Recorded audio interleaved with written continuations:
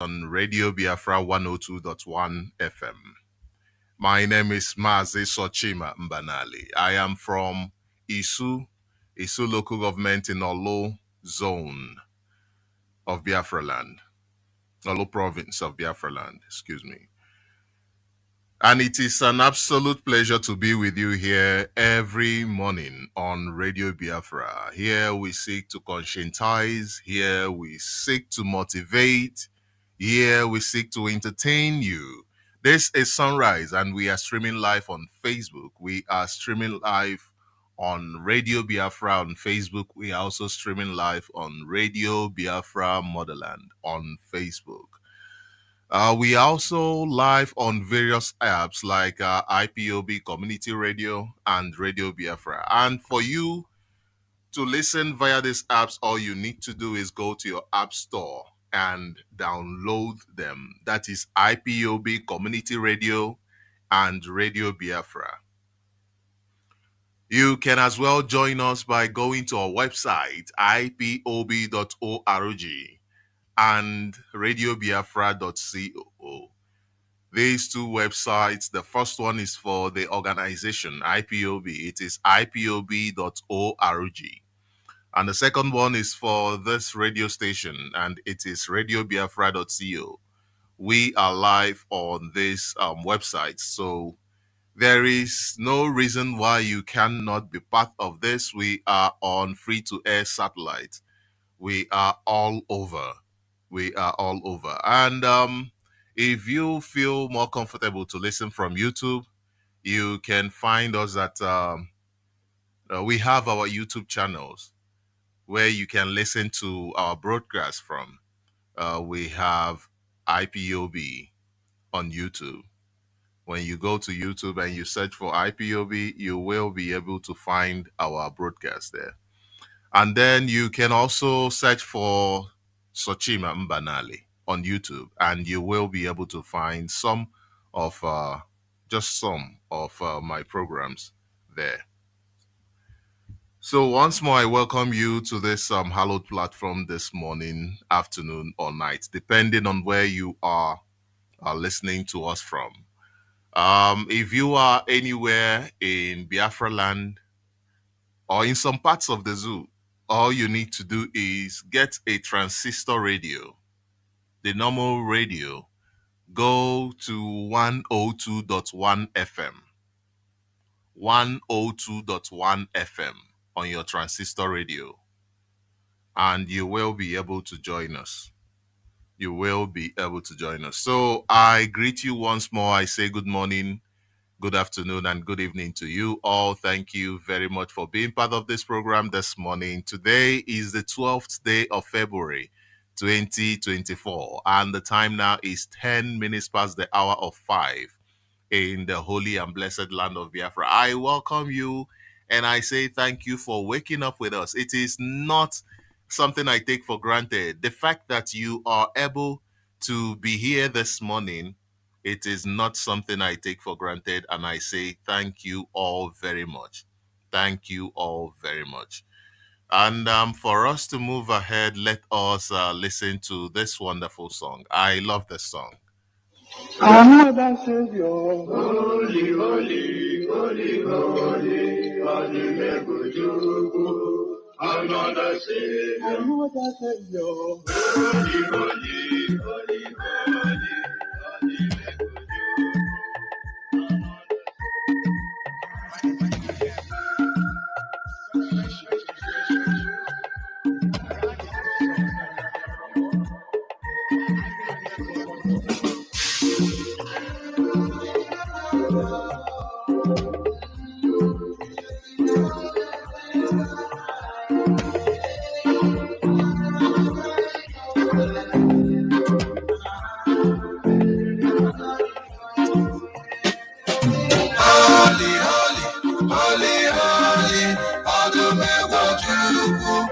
Another Savior, holy, holy, holy, holy, Adumewajuku is another Savior, holy, holy, holy, holy, Adumewajuku is another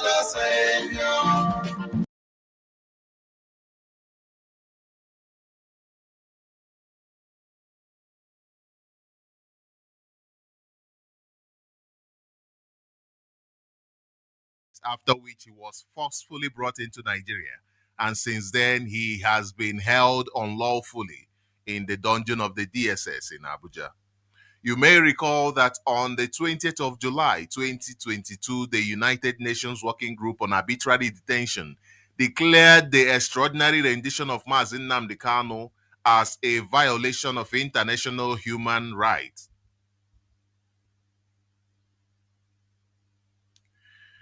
And also ordered his immediate and unconditional release. It is such a shame that Nigeria government has continued to snub this opinion, just like they have done to the various rulings of different courts in Nigeria. At various times, different Nigeria courts have discharged and acquitted Mazi Nnamdi Kanu. Instead, the Nigeria government decided to pursue every effort to inflict physical and psychological torture on Mazi Nnamdi Kanu. Recall that the same Nigeria government on the 14th day of September 2017 set plans into action in order to assassinate Mazi Nnamdi Kanu. This was before this abduction. Day 2017, they tried to assassinate Mazi Nnamdi Kanu. Despite the case of Mazi Nnamdi Kanu in their court, despite Mazi Nnamdi Kanu due to appear in their court some hours later, they moved in with their army in order to assassinate this innocent man. Thankfully, Mazi Nnamdi Kanu managed to escape. But the Nigeria government ended up killing at least 28 people in his home.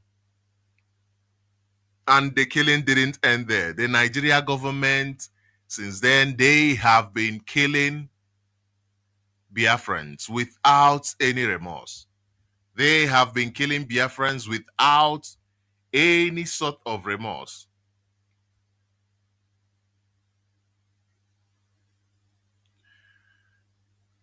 The affliction of Mazi Nnamdi Kanu didn't end in 2017.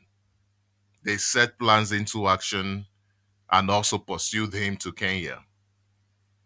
They pursued him to Kenya. They abducted him in 2021, and since then, he has been going through severe torture in the hands of the Nigeria government. Now, the story of Mazi Nnamdi Kanu, it is a story that we are all familiar with. This is a story of an innocent man, a story of an honest man who saw Nigeria for exactly what it is, a crime against humanity. In a bid to ensure the survival of his race, he embarked in creating awareness concerning the hellhole that this contraption is, concerning the hellhole that this contraption is descending into. And today, just like a prophet, his words are unfolding before our eyes. His words are unfolding before our own very eyes. In addition to the torment of Onyendu, thousands of Biafrans are illegally held at different dungeons operated by the Nigeria government simply for demanding a democratic process of referendum. Simply for demanding a democratic process of referendum. Now, I said that the story of Mazi Nnamdi Kanu is one that is familiar to us. Why did I say that? Everybody who has experienced Nigeria understands that Nigeria is against their own interest, the interest of Nigerians. Nigeria serves against the interest of Nigerians. Nigeria is designed to serve against the interest of Nigerians. And I am not saying this to convince you. No. Everybody who visits Nigerians, you don't even need to be a Nigerian. All you need to do is visit Nigeria and you will tell the story by yourself. That is why I said We are all too familiar with this story because everybody understands the mess that Nigeria is in. But the difference between us and Mazi Nnamdi Kanu is that he saw the story for what it is and did not sit down and do nothing. Why sit down and do nothing when you understand that there is no need for this contraption to continue to exist and pose a threat to the security of lives, to the security of properties, even to the security of trade in that region? There is no trade coming out from that region. What you have coming out from that region is stolen goods being transported to Europe, stolen goods being transported to America. That is what you see coming out from that region. Because of the zoo, because of Nigeria. Because of Nigeria. One thing about Nigeria is that it is beneficial to those who steal, those who loot, but not to an ordinary Nigerian on the street. The ordinary man who wants a better life. The ordinary man who knows invasion very well.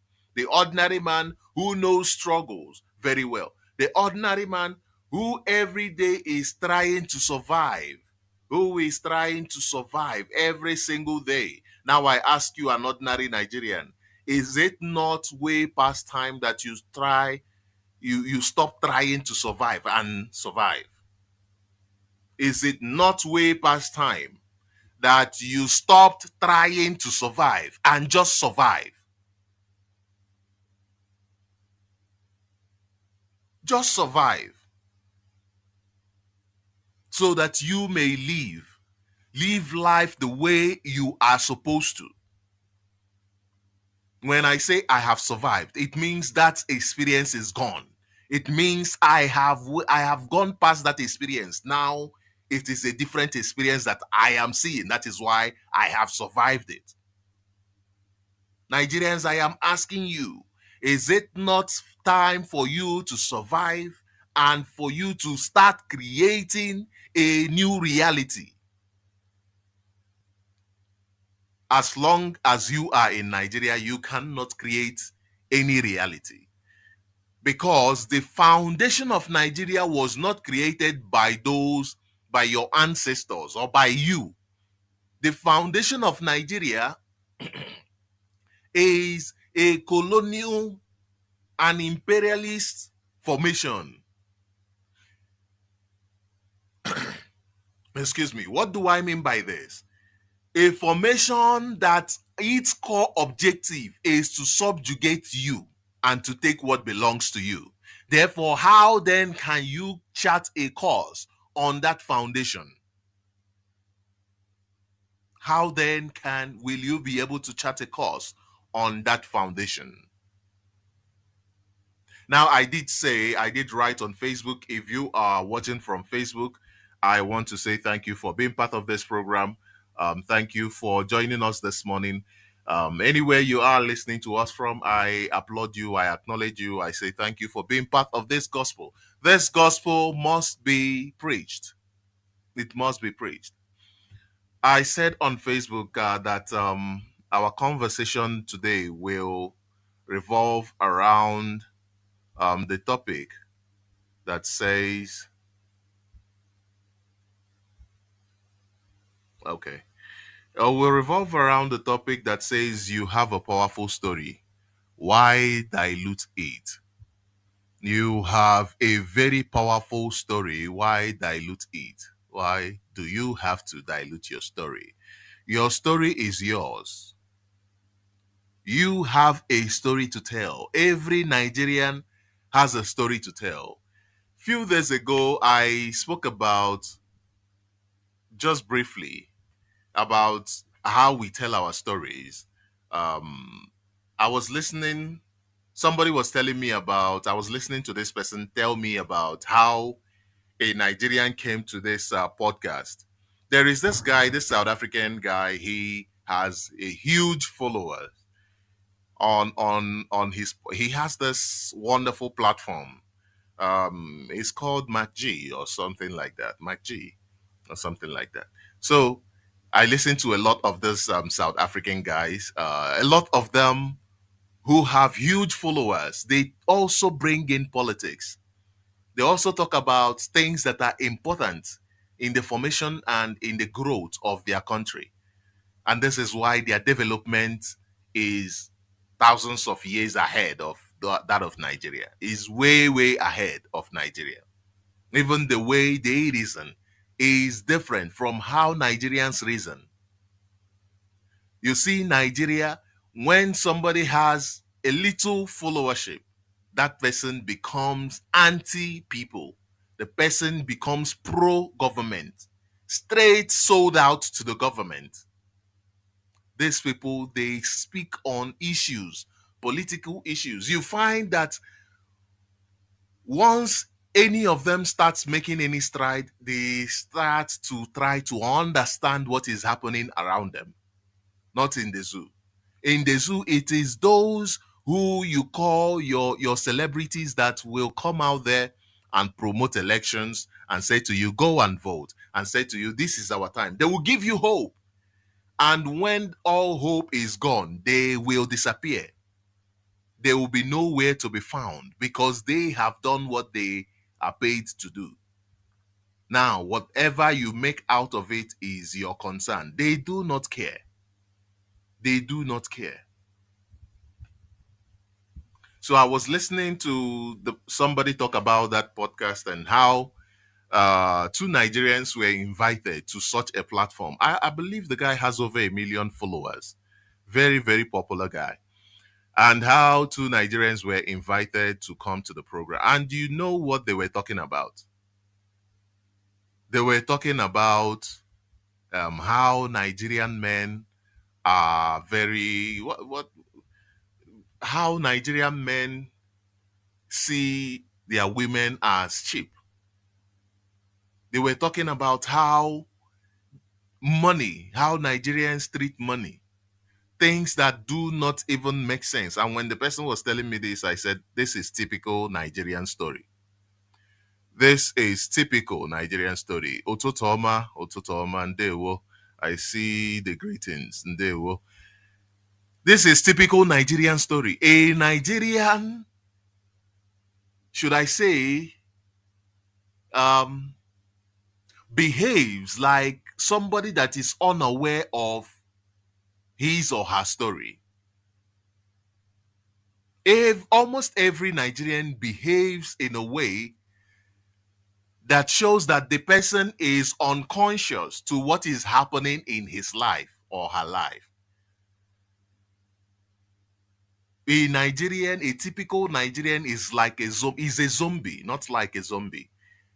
Is a zombie. How do you understand people who are unaware of what is happening in their life? Their priority. Their priority. Even if you had what is called a pre-interview where you get to talk about, you people get to familiarize the conversation and all of that, because that is usually how an interview is supposed to go. You familiarize, have a conversation about how things are supposed to go during the interview, and it makes it an easy part for you guys to have a conversation, right? And then during that pre-interview, the conversation was around those things, women, alcohol, drugs, and all of that. While during the interview, are you not sensible enough to understand that the most important thing to you are not these things? The most important thing to you is the need to change the direction your country is headed. And that is through the political structure, through the policies, through the way that the country is taking care of its people, the policies, both external and internal. But how will a Nigerian really talk about Nigeria when in their institutions, in their different institutions, educational institutions, religious institutions, name them. Nigerians have been told politics is a dirty game. Do you know that most Nigerians love dirty games? Do you understand that because in Nigeria, nothing functions except it is dirty. It doesn't really function. Unless you make it dirty, then it will function. Yet they have refused to be conscious of what is happening in their lives, in their politics. Why? Because they have been treated, they have been made to conform to the understanding that politics is a no-go area. Whereas, how will you affect change? How will you effect change in your life if you are not interested in those who you have put in position to direct your affairs? And today, when you give Nigerians the opportunity to address their problems, they go there and talk about nonsense. They go there, talk about money, talk about women, talk about drugs, talk about alcohol, talk about football. Things that talk about even Big Brother. That is why in Africa, if the Big Brother Nigeria is the most watched Big Brother in the whole of Africa. You think it is only Nigeria that has Big Brothers? No. No. If Nigeria doesn't come to Big Brother Africa, nothing works. You'll find as people start saying, oh, it is boring. It is not really because it's boring, it's because, like I said here a few days ago, the way the European media has sold Nigeria, it is so that you as a Nigerian, when you go out there and start telling your story, others will look at you like, are you for real? Oh my God, this can't be real. This can't be serious. And you say, no, yeah, this is for real. This is happening. And they say to you, no, no, no, no, no. Because the idea that they have of Nigeria, someone said to me, Nigeria must be this very big country. I said, no, not really. You guys are like 2-3 times the landmass of Nigeria. Yeah, the population is said to be, yeah, that much, but it's not really that much when you compare Nigeria to countries, other countries. There are countries that have over 1 billion people. These are countries. Nigeria is joined by three. These are three nations, different nations piled into a place. So the idea that the European media has sold to the world about Nigeria is one that they, especially in Africa, let me not say the world, especially in Africa, is the one that they find Nigeria to be a wonderful place. So when you are even talking about the dissolution of Nigeria, they are telling you, forget that. Why will you dissolve Nigeria now? Because they have built this idea around Nigeria that does not serve the interest of Nigerians. And when you see Nigerians, they go around posing. They go around behaving like, hey, Niger that has nothing to contribute to you. Niger that is only defeating you, only destroying you. But people go around not telling their real story, allowing a stranger to tell their story. And whenever you find people go in public, talk about what doesn't matter, they are diluting their story because you are not telling your story. You see a Nigerian go out anywhere in Africa, they become accepted. Why? Because of the way that our story has been sold. Because Britain was trying to build this giant nation in Africa that is regarded by, remember that Nigeria is an experiment on how they want Africa to be. Remember that. And the experiment is over. Do not forget that this experiment is over. 100 years is gone. The experiment is over. They have come to the conclusion that they have come to it has reached a conclusive end. Do not think that they have not summarized their experiment. They have. And they sold Nigeria as this wonderful place. Beautiful, wonderful place. to other Africans.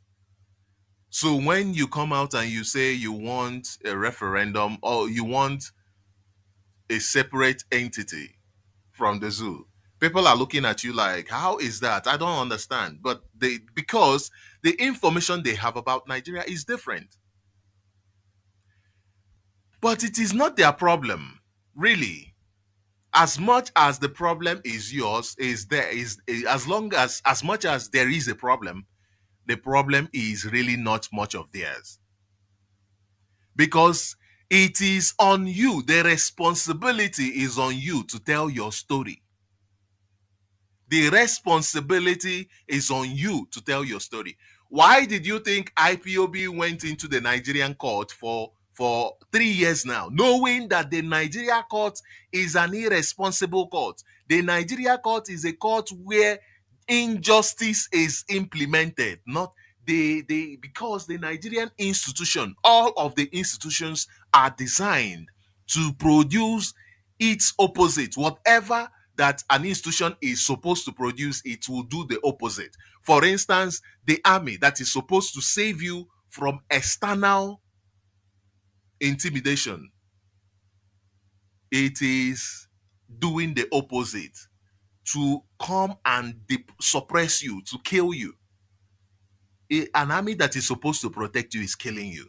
The police that is supposed to protect you is harvesting your organs, killing you. Killing you. The Nigeria justice system that is supposed to be the last hope of the common man, that is supposed to give justice, has become a torment to the common man and has become a means of injustice, a purveyor of injustice.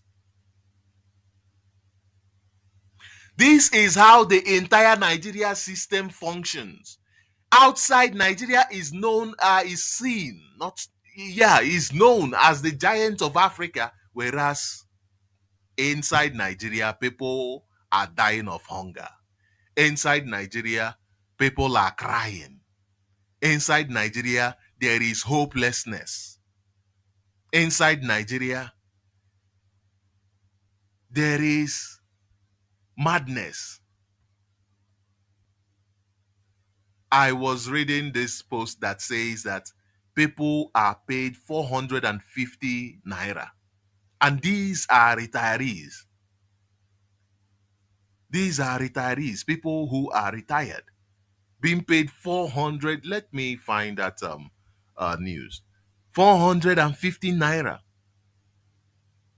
This is less than $1. This is like 50 cents. 50 cents. People in Nigeria. You wonder why people in Nigeria live like their brains are non-functional. You know, poverty is not just a disease. When they say it's a disease, it's not just because you get ill and all of that. It affects the mind. It's a disease of the mind. It is disease of the mind. And poverty is not simply about how much you have in your account. No. In as much as it also is important. How much you have in your account is also an indicative, is a part of it. But it is not necessarily all there is to it. There are two sides to poverty. The reason why I want to talk about two sides to poverty is that there are people who you find they do not have the kind of budget you do. They do not have all that you have, but they are even living a happier life. Some people confuse it and say, oh, because it means the less money you have, the happier you are. No, that is not true. That is not true. Some people also say the more money you have, the happier you are. No, that is not true. Your happiness depends on your ability to solve the problems that you have. Not on how much you have, but your ability to solve the problems that you have. the excitement that comes from solving the problems you have, it goes a long way. It is not about you. That is why you find somebody who has less but happy. Why? Because that person has used the little he has or she has to solve the little problem that they have. You cannot be happy if you have not eaten. A hungry man is an angry man because there is a need, a problem that needs to be solved that you have not solved. A problem that needs to be catered for that you have not catered for. And you find that retirees get up to 450 naira monthly as pension. How can they be happy? What are you going to buy with less than 50 cents? For those in America who are considering recolonizing Africa, this is the question. They blame it on the leadership of African nations, whereas these African leaders are just their puppets. I was watching a video the other day. Let me first of all bring you this news. This is from Vanguard and it says economic hardship. Some retirees receive 450 naira monthly as pension. NUP.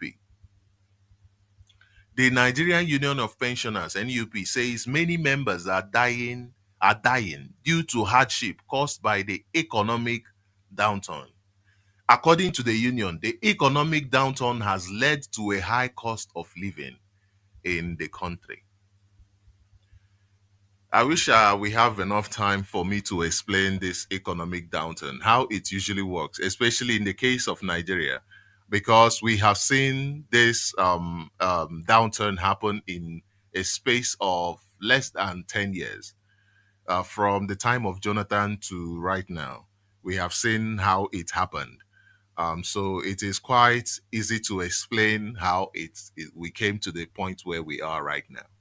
It is quite easy. Do not let them tell you, oh, it's because of the dollar is that. No, you did something that made the dollar increase, that made the naira become nothing in the market. There is an action that you took. There is an action that your government took. For instance, paying retirees 450. How are these retirees able to stimulate the economy? Which means the government itself, the Nigeria government, is not stimulating their own economy. They are making policies that ensure that their economy are not stimulated, that the money is not going inside, that into people's pockets. Because the more money you have, the more money you spend, isn't it? And the more you spend, it means that money is going into somebody's pocket too. That money is also going into the government's pocket too, because the tax must be paid. But no, the government do not care. They come and tell you, oh, our revenue is dropping. Why is it dropping? Because you have made it drop. You have made the decisions to strangulate the people who are supposed to contribute to the inland revenue. You are making decisions to strangulate the people, because you understand that when you are strangulating the people, you are strangulating the country itself. Now, the petrol that you can export for, say, 50 or let's say $70 per barrel. What is $70 per barrel worth to Nigeria currency? You find out that the worth of it you find out that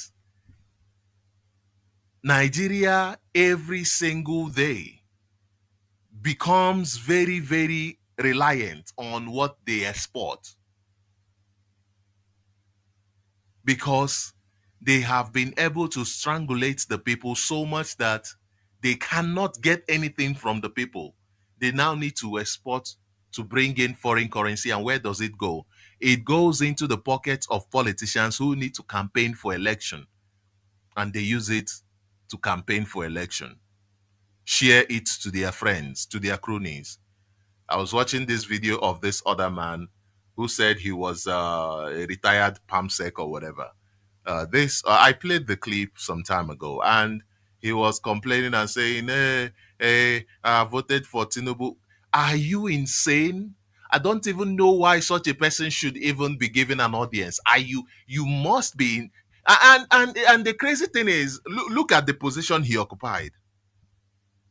Look at the position he occupied. These are the fools who are occupying positions in different parastatals of the country. How do you expect such a country to go forward? How do you expect more than 450 naira to be paid to retirees, people who served the country, people who gave their life, their sweat to the country? These are the stories that you have. This is your story. Why are you ashamed of telling your story? Why do you prefer that story that America is telling all over Africa, the story that Britain is telling all over Africa, that you are a giant of Africa when you are nothing? This is your story, the story that resonates with you, the story you understand, the story that touches your heart. I saw a video of people drinking gari in their wedding or some sort of party. And I'm even saying that gari is expensive. Gari is even expensive.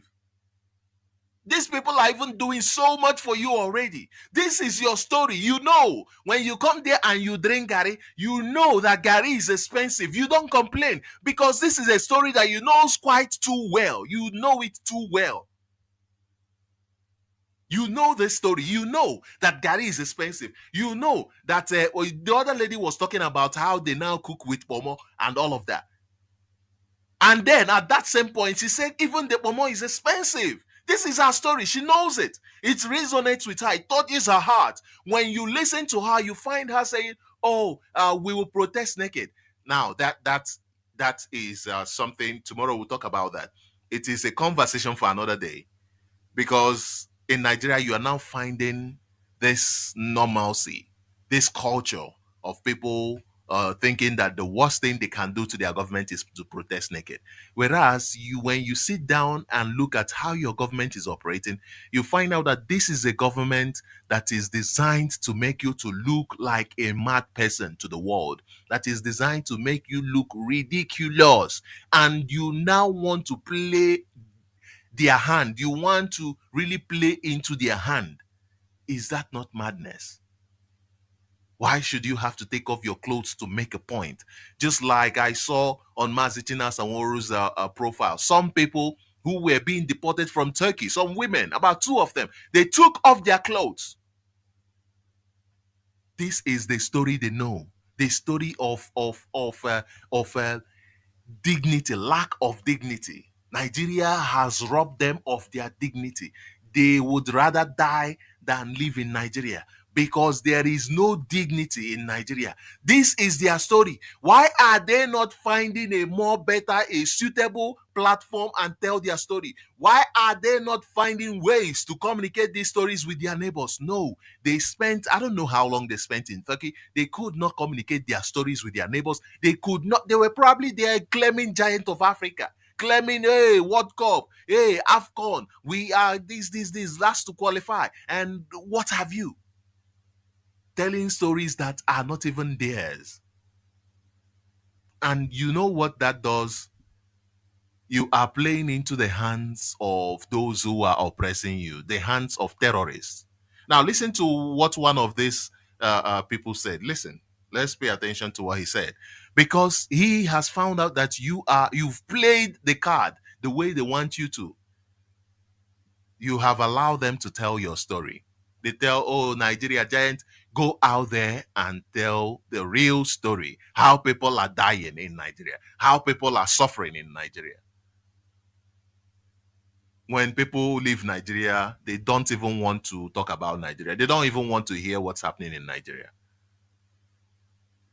And therefore, they allow this foolish story to be told about them. Now, listen to what this person said. Then it's time for us to just put the imperial hat back on to say, we're going to govern those countries if you're incapable of governing yourselves, because enough is enough. We're done being invaded. Because our own national security risk is at stake. Exactly. interest state. You can say that about pretty much all of Africa. They're incapable of governing themselves and benefiting their citizens because the governments there are all about looting and pillaging and lining their pockets and going shopping in Paris instead of actually making the country a better. People on the left are going to watch this. They're going to say, wait a minute, Eric Prince is talking about being a colonialist again. Absolutely. Yes. Now that is the voice of Eric Prince. And Eric Prince is the founder of Blackwater, the largest private military in the world. The largest private military in the world. Talking about it is time for them to go back and recolonize Africa. Talking about how they should go back and take you over as slaves. It is not as if colonial rule ended. No, it did not end. They are still in charge of your lives. Now they want to make it obvious. And you know what will happen when they make it obvious? When they make it obvious, believe you me, things will change. You will get a better quality of living. You will get, believe you me, this is what will happen. If they come and take over your lives now, they will improve your lives a little bit. Those who are getting 450 naira might probably get like 1,000 naira. And when you now look back and say, oh, in Nigeria, we were getting 450. This guy is now giving us 1,000. We must stick with this person because we are coming from a very terrible place. And you now forget that this person is just the person behind the scene manipulating the whole thing. Your children will wake up tomorrow and say, oh, our parents were paid 450 naira. And today we are being paid 1,000 naira. Therefore, colonialism is good. You see. Because today you have refused to tell your story. Tomorrow, what do you think your children will do when you become recolonized? And they are the ones witnessing that they are being paid 1,000 instead of the 450 you were being paid. They will love colonialism. They will embrace it. They will defend it. They will die for it. They will die for it. You have a story that is unique, that is powerful. You have a story that has the power to inspire others.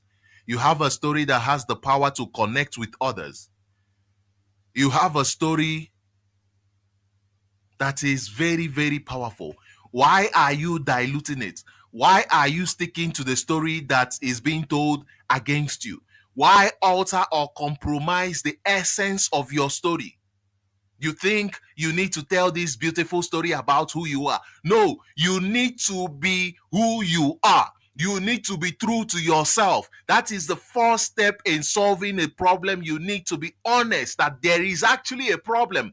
If you cannot accept a problem, how then will you solve it? How then will you solve a problem that you do not accept? Yesterday, I was having a conversation with some members of IPOB, and I said to him, listen, we were talking about some issues, and I said to him, listen, the problem I see in the issue we're discussing is that you guys are very emotional. Despite the teachings of our leader, you guys are so emotional that you want things to be done today. You want something because you gave information or whatever about something. You want this the answer to come today. You don't allow the process to happen.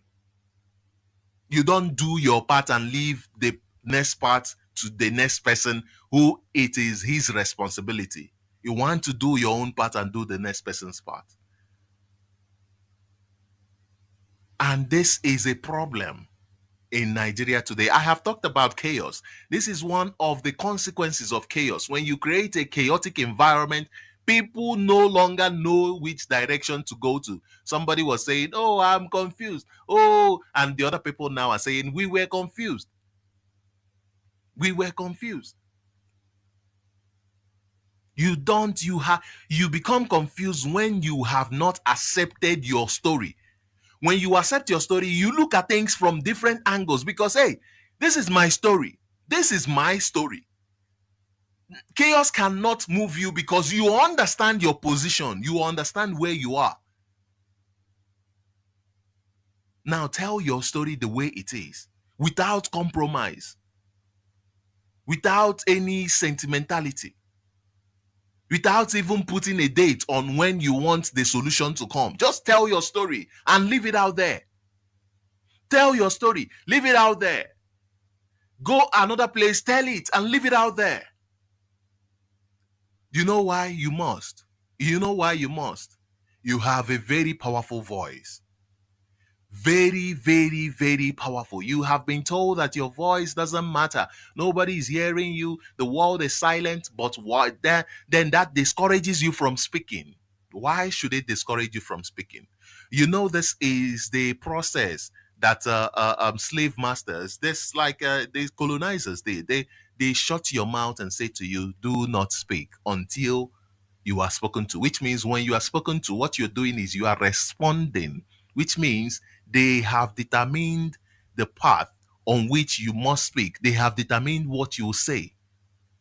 Therefore, you are responding, but you do not initiate, you do not bring, you do not create, because when you speak, you are creating.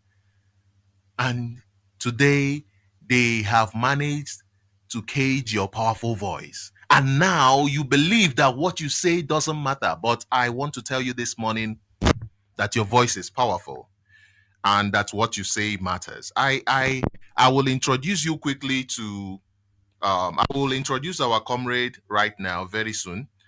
He's on the line with me, and I want him to talk about, because we have our stories. I want him to talk about our story. I want him to talk about what is happening in Enugu right now. Right now. I saw this video of children coming from the north, working as a barrel pushers and what have you, selling akiausa, selling what have you, in your own land. And in a time of war like this, you have terrorists scattered all over the land. You remember? Okay, let me.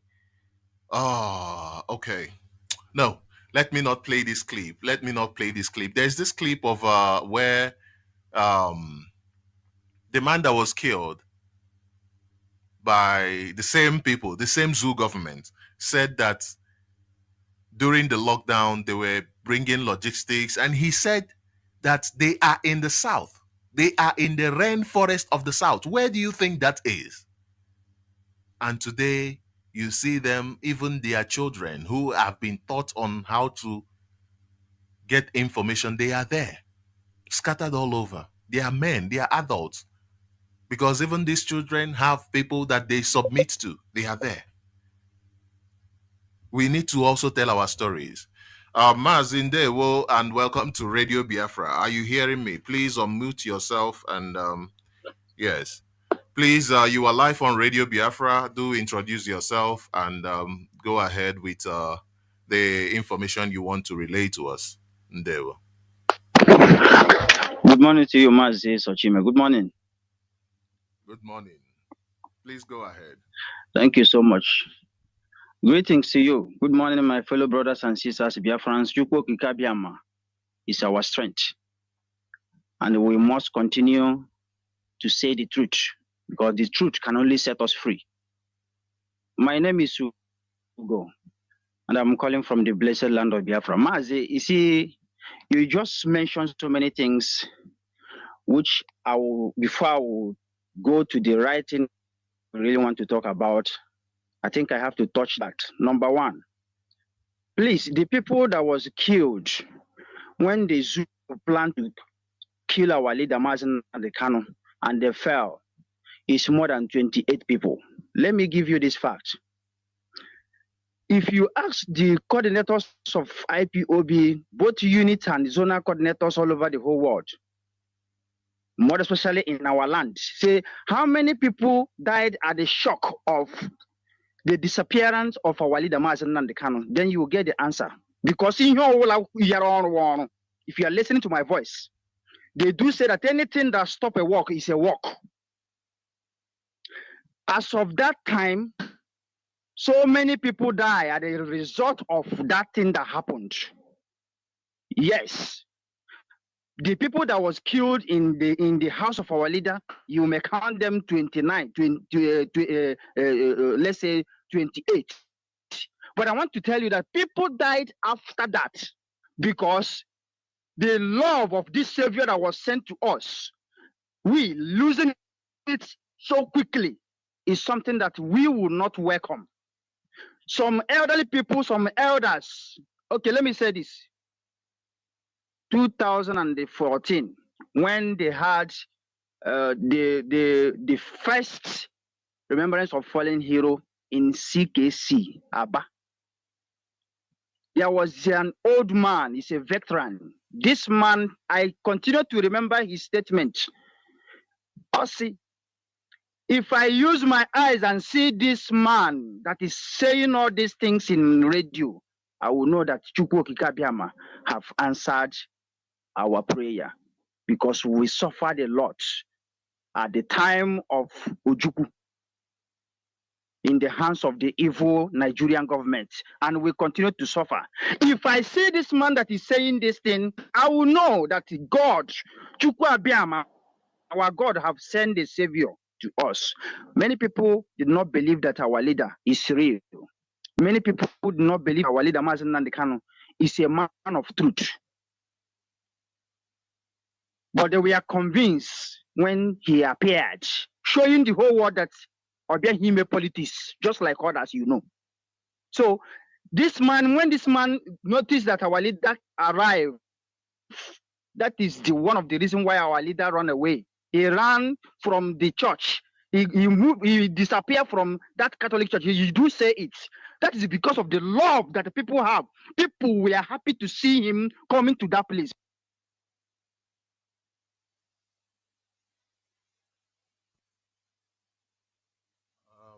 I think I don't know what the problem is now. Let's try to see if we can solve this problem. Okay. Maz, can you hear me? Yes. Okay. So now I am saying this because many of us, we witnessed what happened there. Even at the particular incident or the particular extraordinary edition of our leader from Kenya to the zoo. Do you know that some people died out of it?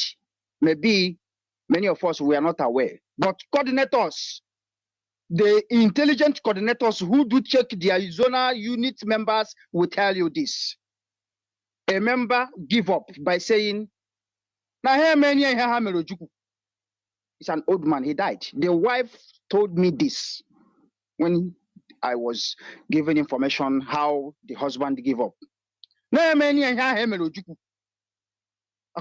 So I'm saying all these things that the zoo, the zoological republic, and the evil doers, the vultures in our land, who is ganging up against the innocent citizens of Biafrans, they don't know that they are scratching a wound that can never be healed unless we get what we want. This is a simple truth. That is the reason why we are telling every one of you that is ganging up against innocent Biafran that you better do the right thing, because this fight can never be quenched. This fight, even your children will never have peace in their life, generation to come, if you dare play with us continuously. So I want to say this, Mazi, in Enugu, yesterday, Sunday, when I'm saying something, if you doubt me, you can come and testify and verify by yourself. A place called Artisan. If you go there, you will see thousands of northern youth. What are they doing there? They have holes, cutlass, diggers in their hands. In the name of they are waiting for work. Yes. I want you to go and testify. And that be the reason why, you see, I'm not saying all these things to protect anybody or to reveal some secrets, but I'm saying the truth. You know, last time I said that the reason why they destroy poor people business in Centenary after our investigation is because the Centenary people say that they don't want the structure over there that is about bringing such population that is in an artisan. As I'm talking to you, I want you to go to a place called New Artisan. Go there, count the number of the northern youth you see there, sitting down, standing, eating, drinking, waiting for the work according to what they said. Then come back and tell us whether you see up to 1,000 people there, if you can tell yourself truth. So this particular population, there is another in another location you will go in Enugu, you see such population. So the question is, where are they bringing them in numbers with a truck of load of yam, truck of load of nama? Once they are bringing all these goods, you will see different things inside, including human being, hanging on top of them in numbers. They are in our land, establishing an unknown camp. So I am saying all these things because this is exactly what is happening. And another person can testify other locations where you will go. You will see a population in the morning like this. You will see them trooping in to different places, just like flies. You think they don't know what they are doing. Remember our prophet, our leader, Mazi Sochima Nbanali, say a lot of things about this. He said that they are in mission. They have a mission. Mazi, I was not happy one day I had a group of northern youth having a discussion. Do you know what their discussion is all about? One was seriously telling the other person that if you go to that bridge now, you will see somebody die there. The other one say, yes, I don't see him. He's a madman. He said, no, not be madman. No. Even though say he's a madman, he say, Nambeta money. Nambeta money means what? It means that even these ones you see working every morning, pushing barrel, behaving as if they are doing business, they know the kind of dirty business that their brothers in military and police and in power are doing in our land. What last time our sister brought the information, and so many of us think it's a joke. Until I listened to this guy saying that if you go there and take that pass, it's very big money. I pinch myself. This is local. I'm not talking about false people because it has been taking place already. But I want to say this thing goes deeper to the side of the local ones. These ones you think that they are doing business, they know that when they took a pass of a human being, they will sell it a very good money. I heard them saying this. I went and reported to one of our brothers. Look at what these people are doing here. Look at what they are saying. When we are working, you don't even know that they are targeting you. All this evil is being established and cemented by the evildoers who claim to be rulers. I can't call them leaders. They are rulers, ruling over everybody, including their own brothers. They are fulfilling the mission of the evil people in our land. These people are the senators, governors, even the local government, those people that is in power, because they refuse to do good thing to their brothers and sisters, but they do this good thing to their families. So if you love your family, you take good care of your family, you give your family a very good life, why are you not doing the same thing to your neighbor? That's your village brothers and sisters. All these things is what is happening in our land. So I am saying, if we will continue in this manner, it means destruction, because it seems as if we don't listen to what our leader Mazi Sochima Nbanali say to us. But thank you, so many people who waked up today, who recognize this fact, and they are working towards it. Thank you so much, Maz. Thank you very much. Thank you very much. What your report this morning, it's chilling, to be honest with you. It's chilling, and it's always chilling when I hear the influx of people who have come to take over our land. And it seems like even the governor himself just recently talked about building what is it called again? A ranch for them, for the same people. I mean, how can that be so? Especially with the kind of reports of what is happening in our land as you have just given us this morning. How do you have an idea about that protest that happened in Enugu State, where people were protesting against the ranching that the governor said he was going to build? Yes, Maz. You see, let me say this because I think I make a comment based on this that day. The news came out on our platform. The Enugu Y citizens are not they are not selling their land to anybody, and they are no longer giving their land to anybody. The protest, the women that came out for the protest, yes, they said that their land will not be given to Fulani people. The reason is because once you release your land to them, that land is gone. They will occupy it, even at the point of you trying to take that land. It is going to be a very big fight. Mas, let me tell you this place I just mentioned now, and I told you that they are in numbers. Yeah. The past Enugu state administration tried to chase them out of that place. Do you know they fought even the police officers that came there? That was a place where this thing happened, I think last year. That was a place when they were dragging with the citizens that own the place. They went into Mombasa and came out with guns and the machetes. They fought with the police. It simply means that and the people who own the land. I'm telling you honest truth. Yes. And the sitting governor can't do anything. He's somehow tired, according to him. He did not do anything, which some people said, if it is Biafrans now, if it is IPOB members now, Babushia. But these people we went are the in, people, so we own the land. If we are telling him that, listen, this is what we need, how can even that mosque that they went into, brought out guns, still be standing until today? Finally, what happened to that place? They chased them at that particular point of location, and they were given opportunity to own another place nearby. Wow. They are still there. And that is the reason why you see the population hovering all over that place.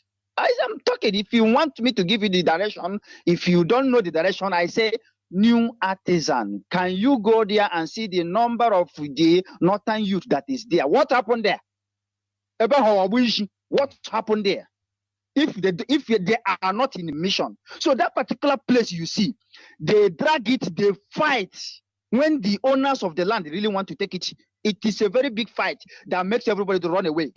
They show the whole Enugu citizens that they have guns. So the people you see protesting, the women that is protesting, they say, we don't want our land to be given to anybody, more especially these people that comes from this place. And I think it is a good one because these people are not supposed to be given land. Thank you so much. No, thank you very much, Mazi. I appreciate your time and effort, because what is happening in Enugu State is really a problem that we must be serious about and look into. Seeing that the government has taken away the rights of the people to bear arms, and then you have people congregating in a particular place, people who sell our organs, people who have been heard talking about how to sell a dead body. And we have even gotten reports of people coming out from prison talking about how living people are being killed and their bodies sold on a daily. So we understand that this is a problem that needs to be solved. Thank you very much, Mazi, for being part of this conversation this morning. Ndewo. Thank you. Thank you. And if you are listening to me right now and you want to be part of this conversation, do not hesitate. Just get in touch with us. We are on air right now. We are live on the radio. So all you need to do is contact us, call in to this number, and we'll bring you to Biafra. Just call in into our studio and we'll bring you to Biafrans so that you'll be part of this conversation, because a lot is going on in our land and we must be responsible for our own stories. We must be responsible for, one thing about a story has the action, what is happening by some other person, and what you are most probably doing or not doing in order to ensure that problem comes to an end. In order to ensure that problem comes to an end. So a story also has a lot to do with what are you doing yourself, What are you doing? And we saw the Enugu, our mothers from Enugu, they came out and they said, no, we cannot take this anymore. We are not selling our land to anybody. We are not giving our land to anybody for whether you call it Ruga or whatever. They came out and they made that clear. Therefore, our land is for our people. Let us solve this problem of insecurity. Let us solve the problem of insecurity. This is what we are saying. How can people who run into the mosque and bring out guns still be allowed to stay in that place? How can they be allowed to even be moved from one corner of that place to the next? How come? How come even the place where they are storing the arms are still standing today? How come? Are Biafrans all over the north hiding arms, hiding guns in different places? Are Biafrans in Sokoto hiding guns and arms in the churches? But in our land, it is a different case. And the governors are telling us that their hands are tied. They should find ways to untie it. That is all I'm saying. Your hands could be tied, but you must find a way to untie it. It is a must. It is a responsibility to you. You must find a way to untie your hands. Because we cannot stay and listen to our hands are tied while our people are dying. Even the food we eat, we do not know the type of food that they are selling to us. We do not know the type of food that they are selling to us. Even to the point that, okay, look at how do you say this? Look at somebody who recognizes a corpse, like dead person, as good money, good market. Now imagine how that person sees somebody that is alive. Somebody that is dead. He sees that person as good money, good market, good business. Imagine how he sees you that is walking around. You that is even working out, exercising, that your heart is beating properly, your livers, your kidney, your organs are intact. Imagine how they see you. The studio line is open. The number to call is +27 78 064 5457. I repeat, the number to call is +27 78 064 5457. We must bring an end to this insecurity happening in our land. Look at Imo State, for instance. Look at what happened in Imo State. Look at what happened in Olu. How can we allow that to continue to happen? How? How are we going to really sleep knowing that there is a mess, there is a large number of people, over 1,000 people gathered in one area that can be triggered one morning and they attack you because their loyalty is to their mosques, their leaders. You see what this person said right now, our caller, Mazugo. Remember what he said? He said when they were triggered, when they were resisted, they ran into their mosque and brought out guns and what have you. And that mosque is still standing today. And that place is still standing today. Why must it stand? Why must we not use our power in order to cleanse our land? Why must we wait for trouble to come to us before we solve even its appearance? Why? Why? Why must we do that? We have a very bad experience with the zoo, and we are saying enough of that. These leaders must come out and solve the problems that they have been put in there for. When they campaigned on the basics of providing security. They campaigned on the basics of providing all the resources. I'm not even going to call on our people to say, hey, rise up. No, I am calling on that governor. I am calling on that governor to rise up and do the needful. Of course, our people, this is our trouble. So nobody else can solve it except us. And if that governor is saying that he's part of the people, then he must stand up to the challenge. He must untie his hands. There is always a way to solve every problem. Always a way. Like I said, the number is open, the line is open, and the number to call is +27 78 064 5457. I repeat, +27 78 064 5457. You can call me on WhatsApp or you can call me on direct line and I will bring you to Biafrans. And remember that our conversation today is your voice. You have a powerful story. Why do you need to dilute it? Why do you need to dilute your story? Why do you have to dilute your story? Now tell your story. Keep telling your story. Even when they pretend like they are not hearing you, keep telling your story. I have a caller on the line. Caller, you are live on Radio Biafra. Please go ahead, introduce yourself and your opinion. Dewo.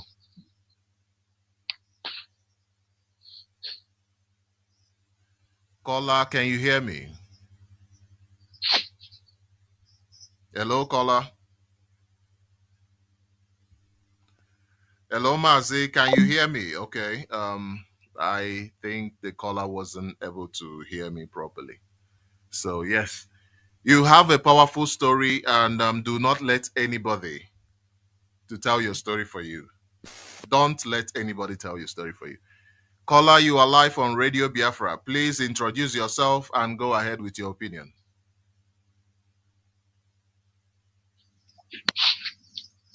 Good morning, Biafrans. Good morning, Mazi Sochima Nbanali. My name is Mazi Onyemechi. Mazi Onyemechi is from Nsuka province of Biafra land, and I'm calling from the blessed land of Biafra. Mazi, Ututuoma to you and Ututuoma to our great leader, Mazi Nnamdi Kanu, the savior of our time. Because if without him, we wouldn't have been standing up and even talking to each other like this, because these people have their plan for us. If God, our leader, have not come out by this time, definitely there will be nothing like someone mentioning the name Biafra, and even Igbo land would have been overrun completely by this Fulani and the jihad, this caliphate. So I thank Kokabiama for sending Mazi Nnamdi Kanu at this point in time into our land. Mazi, thank you. I just want to contribute on what is going on, like our brother Ugo have explained what is going on in that area. It is not only in that artisan that you find where all these Fulani Hausa boys are gathering. Because last time I reported what was going on around our Nsuka province, more especially around Obolo for axis.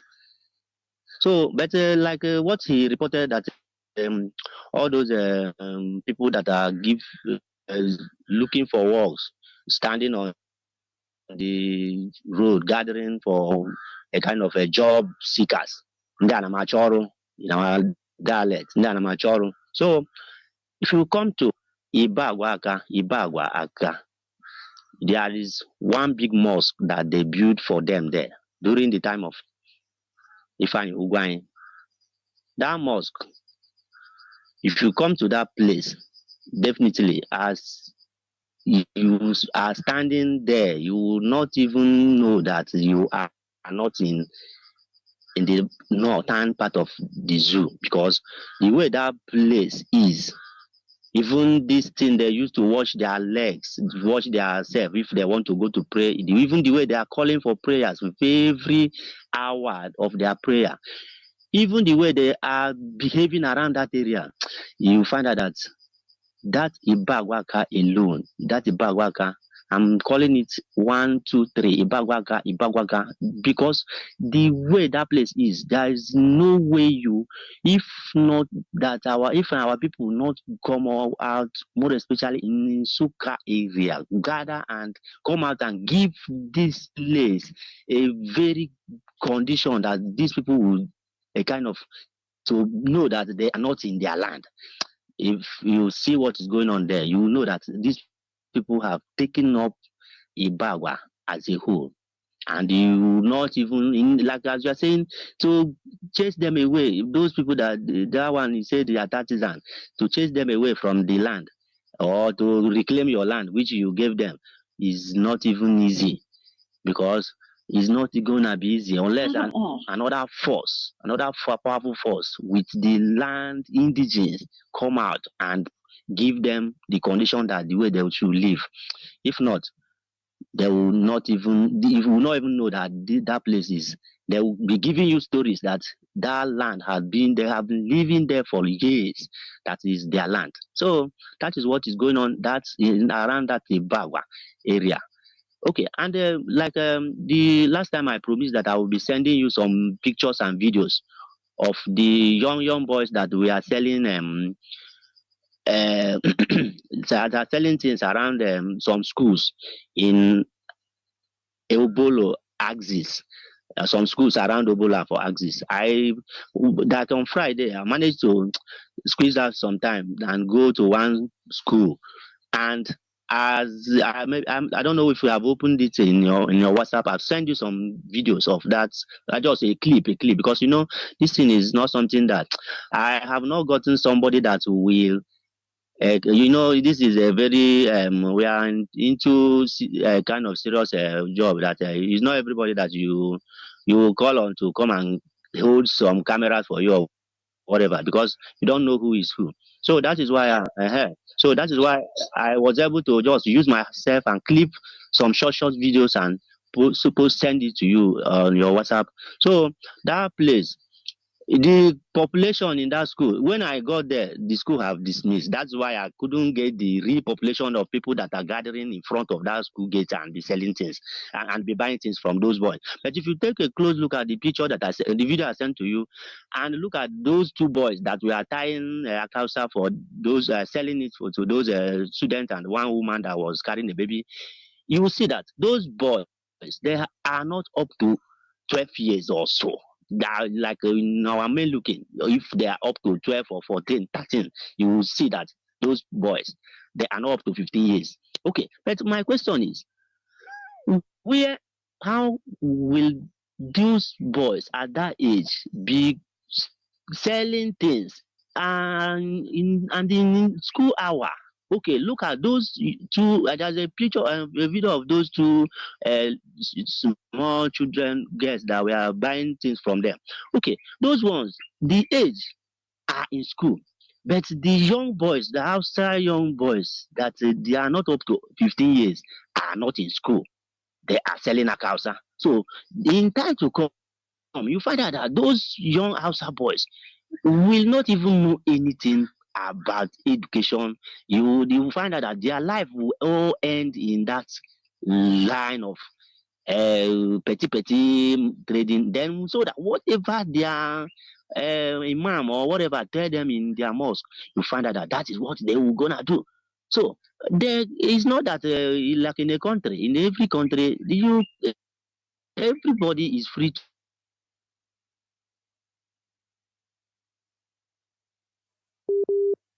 Okay, we just have a problem with the network, so we'll bring him back very soon. We just having connection issues, and this is how it works in the zoo. The network is usually bad. So, but the point is that you see these kids. Yeah, I will go through the video very soon, and I will probably post it. Most probably post it on Facebook. The thing is, it is not as if we are asking those who are doing legit business not to be doing their business or something. No, that is not the case. But you cannot have underage children who are supposed to be doing business out on the street doing nothing. This is the policy of the Nigeria government. This is what we are saying no to. These children should be taken to their parents so that the parents will take care of them and send them to school. These children should be taken to school. That is what we are saying. You cannot allow children. I saw the video. I opened it before I came on air. I saw this video. Kids. He talking about 13 years. I don't even think these kids are up to 13. Doing nothing except waiting and selling akiausa and the rest of them to children. These kids, you must also understand that somebody is sending them. It's not like these kids, they are the ones who are doing all of these things. No, somebody is sending them. Do not forget that. Why are these children not in school? Those people who are sending them, why are they not sending them to school? Why is the Nigeria government allowing such atrocity to happen? Do you know that that is slavery? This is slavery happening right in front of our eyes. Happening. How can children, they are selling in front of their fellow children, watching them go to school, and they are there doing nothing, just selling to them. That must be stopped. I have a caller on the line. Caller, you are live on Radio Biafra. Please introduce yourself and go ahead with your opinion. Ndewo. Ndewo nwa Chineke, Sochima Nbanali, one of our professors who are teaching us and giving us the hope. Our leader remains Mazi Kanu, Hamadike, one of Biafra land. Our religion is Biafra. Anything less than Biafra, Judea, Enyanaya, leave us alone, zoological. Sochima, my name remains Mazi Obasejik. I'm calling from Brescia land of Biafra. We are talking about who we are and how can we solve the issue is at hand. Nigerians forget that they are in a mess. They are in a mess. When somebody said, go out there, destroy them, kill them, snatch it from them, and bring it here, nothing will happen. Somebody who called himself, he want to rule a country can mention this thing, everybody will look on and keep quiet. We are not like these people. We think that human beings are one. We think that all the people are one, only Igbo people are thinking like that. That doesn't know that people are working to destroy us. They are paying social media to talk evil against us, to bring out of rumors, bad rumors against us. They are paying religious leaders, all the pastors and the Reverend Father, to preach against Igbo people. Igbo Afro Hananya. Igbo is a ritual. Igbo is a criminal. Igbo is this. Igbo is that. Igbo is destroying Nigeria. Allow them to be. They said no. Give them what belongs to them. They said no.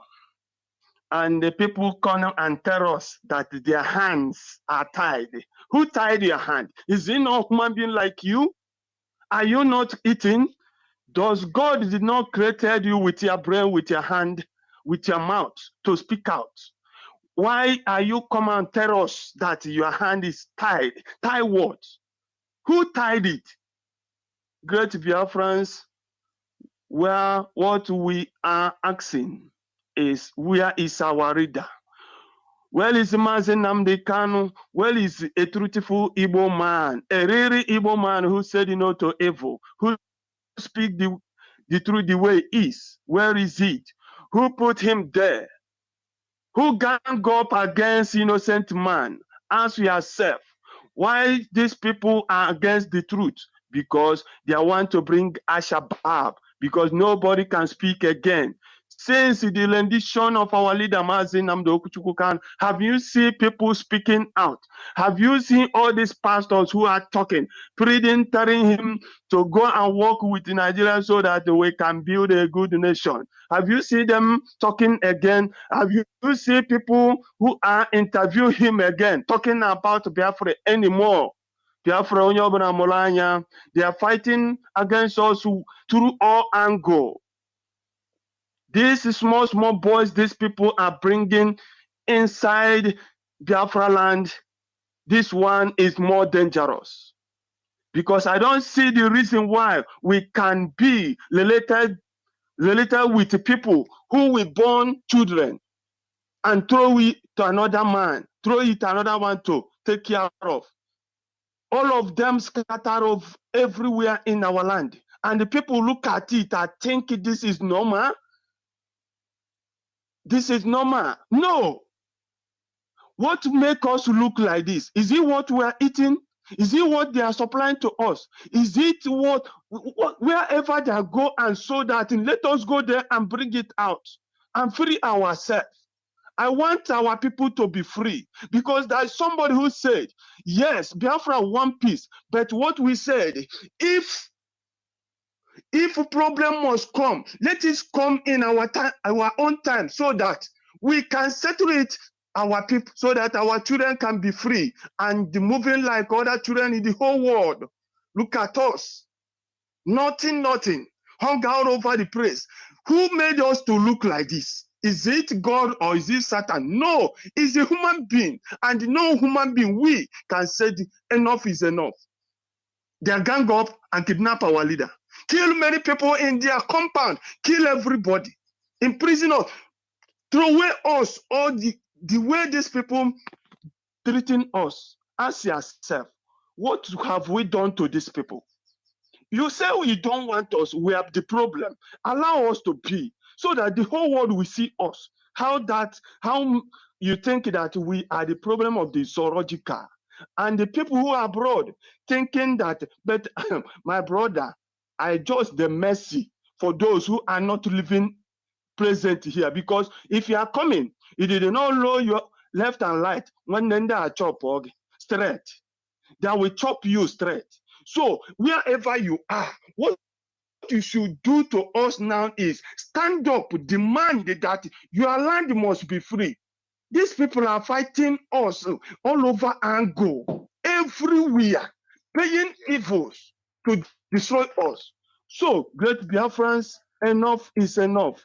Support ESN, and I want our people to stand up. We need more. We need millions of Mazi Nnamdi Kanu to stand up and say enough is enough.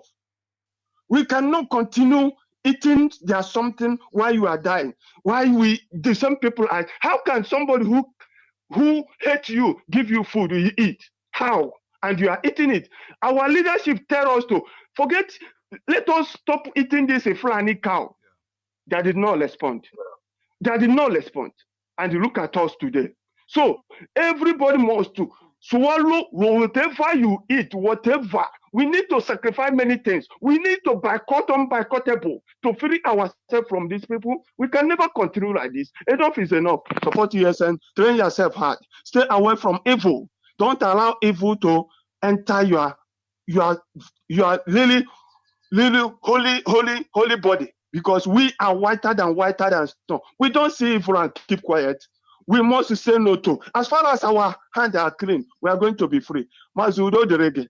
All the good ones who are doing the needful. Udo chukwu kama derege nwa Chineke. Ndewo nwa Chineke. Ndewo. Thank you very much, Mazi. Thank you very much. I appreciate your contribution this morning, as always. Thank you very much. The fact of the matter is that we must be careful of what we eat. Like he said, he did mention, we have to be careful of what we eat. Remember, there is another direction of what Mazi Chike said that I want to bring out. He said, our food, that is the agriculture, the cultivation of our food, the food that we eat, is an existential threat. If we do not address, he said it is an existential threat. Basically, if we do not address the importance of us growing what we eat, we will be at the mercy of those who do not want us to be alive.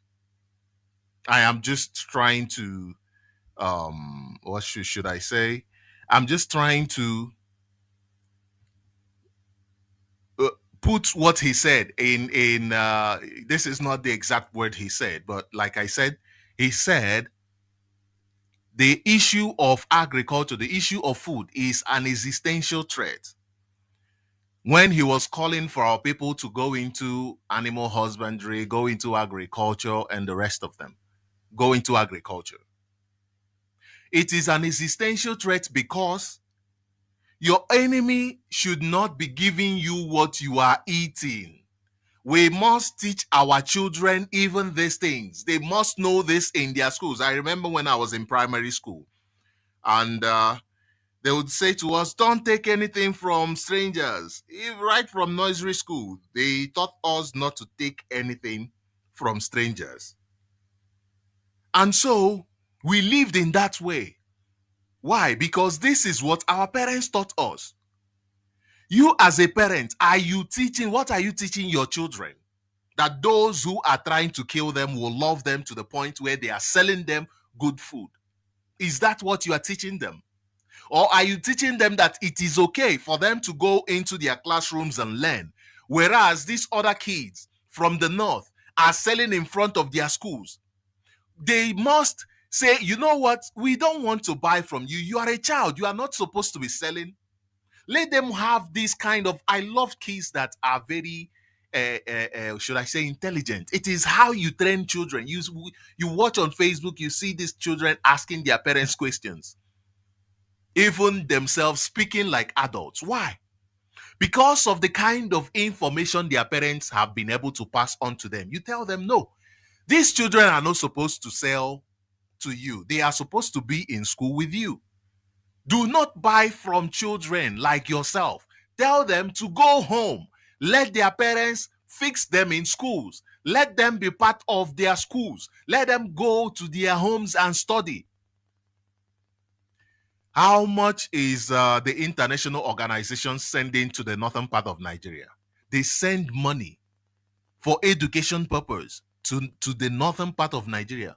But rather than for their governors, for their leaders, to teach them, to educate them, they make sure that they remain on the streets, servants to one person or the other, and that they do not become educated and informed. Like the last call, the caller, one of the callers said, when they are not educated, where are they getting their information from? Where is their information coming from? From their political leaders, from their religious leaders, because their political leaders communicate information to their religious leaders, and their religious leaders communicate information to them. And today you can see Gumi, a religious leader, having conversations with terrorists. The same thing you see your vice president, Shetima, a terrorist being found in his home, in his house. What is the relationship? You see that there is no difference. There is no difference. We must stand up and protect our children. We must stand up and protect ourselves. We cannot, there is this thing about this thing that has been a problem. This thing that has been a problem, and it is because of the kind of indoctrination that you have been given, where we are waiting for somebody to save us. And when we see somebody making efforts, we leave all our problems on their head. We don't. That is why I appreciate what these women did, coming out to say they do not want this. They do not want this. And what are the men doing? What are their parents, their fathers doing? What are their husbands doing? What are we as men doing? Okay, we as men, we think we do not need to come out and protest. What then are you doing? What then are we doing? Are we failing our people as men? Are we failing our people? You find men who travel overseas, they don't even want to care what is happening in the land. They don't even want to talk about it. They don't even want to have a conversation with somebody who doesn't know, to give voice to the voiceless back home. What are we doing? The last caller was talking about how this other place in Enugu State has been overtaken. A big mosque was built for them. And today, he said when you go there, you don't even know if it is if it is not the north. What are we doing in order to preserve the heritage of our people? What are we doing in order to preserve the culture of our people? You cannot take the Nigerian tradition and go to America and you are living in America like it is Nigeria, like it is the zoo. Before you know it, they will push you away. Look at those women who were caught and they protested being naked by taking off their clothes. Do you think that will say to people, oh, leave them, leave them, leave them? No, they won't be left alone. They will not be left alone. They will be treated even worse because they are even creating public nuisance. So, in conclusion, I want to encourage you to speak up for yourself. Do not let the kind of message that Nigeria has been sending to the world stick. Do not, you remember Buhari went to which country is that again? And he went there and was speaking badly about Nigerians, that you people are lazy.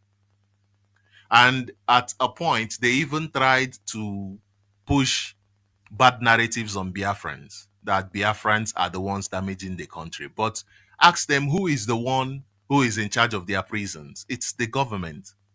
Who is the one that has kept innocent people in their prisons? It is the government. Who is the one that is funding insecurity, that went all over the Sahel region and brought in terrorists into the country? It is their government. So if you do not add voice to your problems to tell people around you, this is actually what is happening in Nigeria. Begin there, because the support of ESN is something that you can't even question. That is number one. That is for sure. That is paramount. But have a voice, because your voice is unique, because your voice resonates with you. It tells your story. Your voice tells your story because it is not just, you are speaking. No, it carries the weight of your experience. The whole experiences that you have had in the zoo. Your voice is the carrier. It carries all of these experiences. When you hear somebody who has been crying for a long time, their voice, you can hear from their voice, oh, this one has been crying. Because your voice carries the weight of your experience, the things that you are going through. You can only be able to express it through your voice. Have your voice. Do not let the zoo to be your own voice, your killers to be your own voice. That gives a power to people like Eric Prince to say that they need to come and recolonize you because your leaders are not doing enough. And why is it that he has that guts to say that? Is because you are also not doing enough. You are not telling your stories. You are not telling the world that no, it is actually these people are imposed on us. And when we stand up to resist them, when we say enough is enough, the army, the police, they come and gang up against us. They come and gang up against us. Your voice carries your experiences. In as much as sometimes, yes, we become emotional about what is happening. Some people say, we become emotional about what is happening and what has happened to us. Therefore, we do not find enough words to describe it. But you must find a way to direct that emotion. If it is hard For you to drive that emotion, to fight that emotion, find a way to direct it. Find a way to channel it. When you speak honestly about what is going on in Nigeria, what you have passed through in the zoo, your emotion, the depth of your emotion, further cements your story, further cements that your voice matters, further cements the fact that you need to be heard. You see those people who called and talk to you about what is happening in Enugu State, and they spoke about it from experience. You heard the sound of their voice. From their voice, you heard the emotions. The man that was talking about the number of people, over 1,000 gathered in different places. You heard the worry in his voice. You heard the power that he wants that things be solved. You heard it from his voice.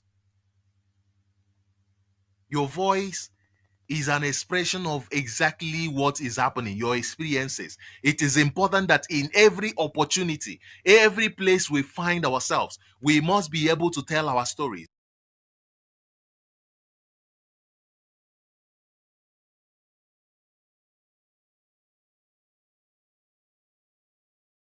Just sit and say no. It is Nigeria problem. I don't want to be part of it. I don't want to think of it. It's very stressful. If you allow it to go on, it will keep going on and on and on. If we allow it to continue, it will become worse. Things are very bad as it is. Things are very bad as it is. We can't allow things to even get worse than it is right now. Our words have power to move people. We must, everywhere we are, tell our stories. We must be able to challenge this perspective that the Nigeria government is selling to the world. We must be able to, that is what we do when we protest. When we go on protest, we are challenging their narrative that everything is good. We are challenging their story that, hey, you need to behave in a certain way. You need to say these certain things. When you protest, there are several ways to protest. You know, when somebody, you are telling the person your experience of Nigeria, you are protesting the story that the government is going around telling the world about what Nigeria really is. You are challenging that perspective. When you challenge a perspective, you leave a lasting impression, a lasting impact. Therefore, this morning I want to encourage you. You see what happened in the AFCON. Their people are being slaughtered. They went there and they did nothing to show that this is where we are coming from. This is our troubles. No, they went there to celebrate, to live like a happy people, like all is well. And their people are being slaughtered back home. Is it not a shame? We must all rise up to our responsibilities. We must all rise up to the challenge that we have and fix our home. There is no other place that we have.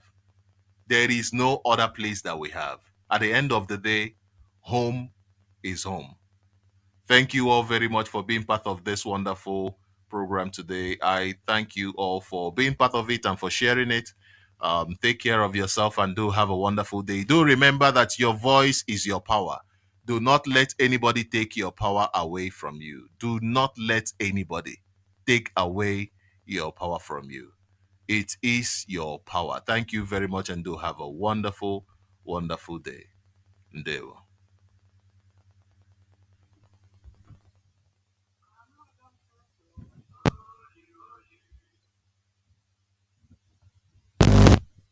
Holy, holy, holy, Megujugu, another Savior. Another Savior. Holy, holy, holy, holy, holy, Megujugu.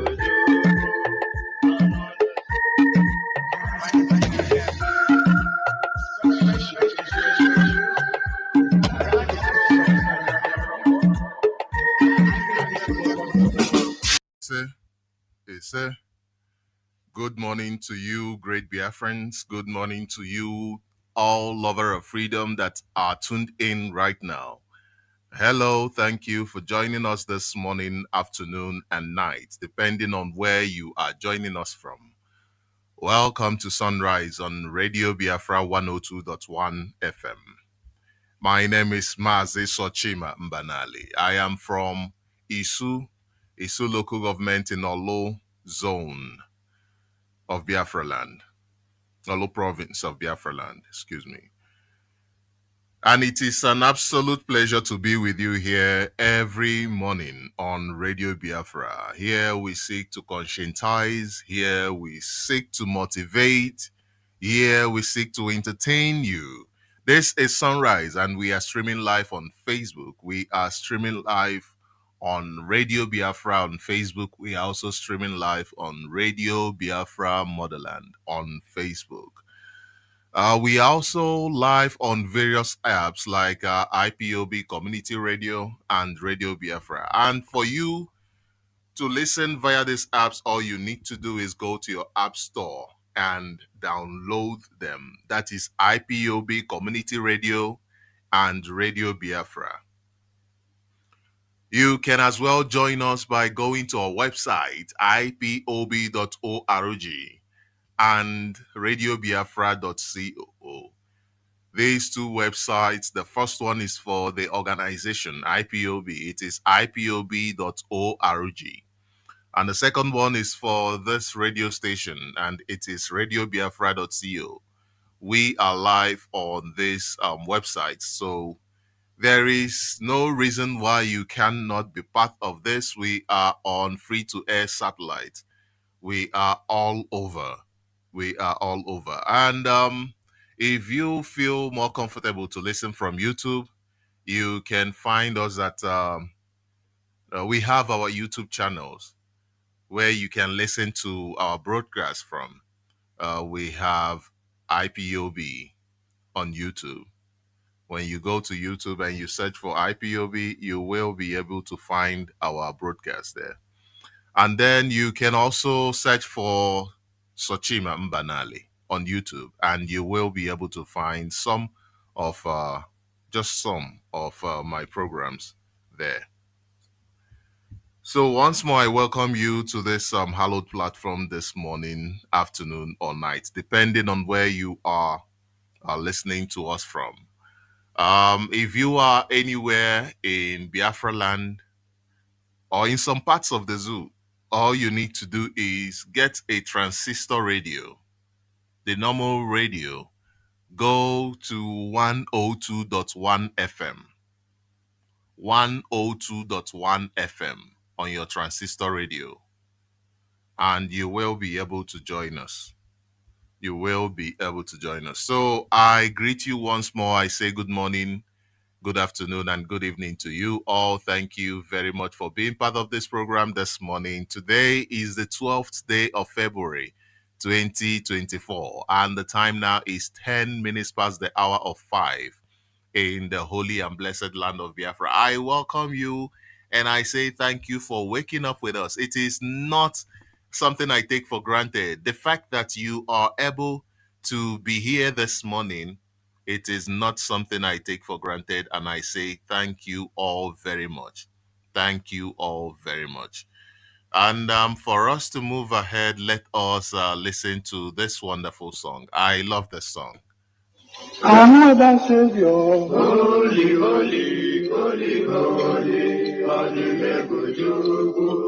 another Savior, holy, holy, holy, holy.